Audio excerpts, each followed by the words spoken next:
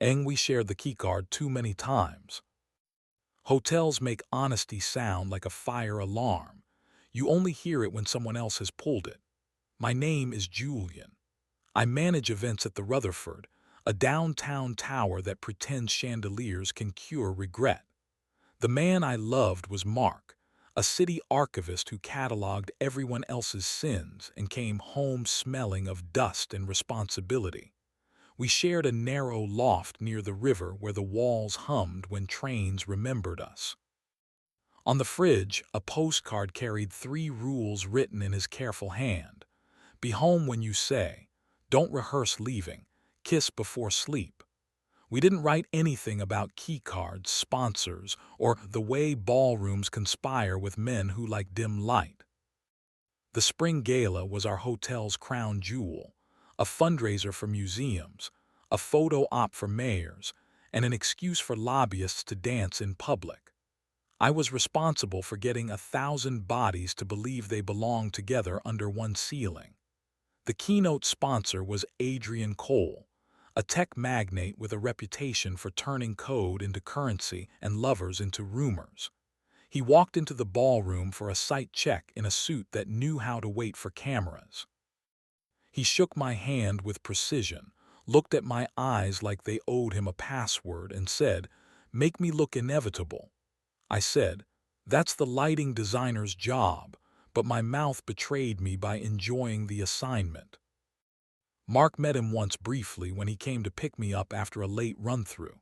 He saw Adrian leaning too close to my shoulder as I adjusted a floor plan. "Is that the patron saint of IPOs?" Mark asked quietly. Adrian smiled like he'd been overheard on purpose. "Archivist," he guessed. Mark nodded without elaborating. They shook hands the way men shake hands when they've already decided who tells the better story. In the cab home, Mark said, "He's the type who writes his own exhibits." I said, "I'm just the guy who moves chairs." Mark looked out the window. Chairs get remembered if someone important falls out of them. The intrigue began as logistics. Adrian asked me to walk him through the service corridors that led from his suite to the ballroom. "I hate being trapped after speeches," he said. We traced back passages painted in half-light. At a locked door, he handed me his keycard. "Try mine," he said, as if the hotel itself would conspire. The lock blinked green. The corridor opened. He looked at me with that half-smile men use when they've confirmed temptation is technically possible. "Useful," he said, pocketing the card but leaving the idea in my hand.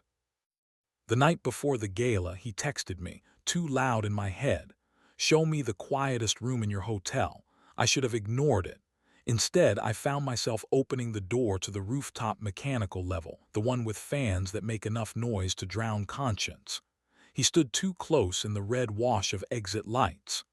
"You work like you believe in consequences," he said. "I work like I believe in schedules," I answered. Then his hand was at my jaw, decisive, a closing argument. The kiss tasted like gin and decision fatigue. I let him. We stopped when the air grew cold enough to remind us that steel is patient. I told Mark because cowardice rots slower than omission but stinks worse. He listened with his archivist stillness, the way he listens to centuries of marginalia. "Do you want him?" he asked. "I want how he makes the room look at me," I admitted, ashamed of the accuracy. He nodded once, then poured himself a glass of water as if hydration were a verdict. "Don't bring his lighting home," he said finally. That night he put his palm on my chest when we kissed, a checkpoint, then moved it lower, a reprieve. "Here," he whispered. "Yes," I said, and my body chose us again for now. The gala itself was theater disguised as philanthropy. Adrian gave his keynote, all teeth and inevitability. The ballroom obeyed him. My headset filled with cues, my clipboard shook with praise. When the last song stumbled toward midnight, I found him at the service bar, tie loosened, keycard between his fingers. He pressed it into my palm without words. I should have thrown it away.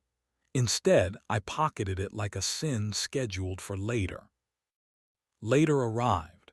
His sweet smelled like scotch and restraint. We kissed against the door, impatient, practiced. He unbuttoned my shirt with the efficiency of a man who has lost expensive things before. I traced the line of his collarbone with my teeth like I'd been asked to appraise it.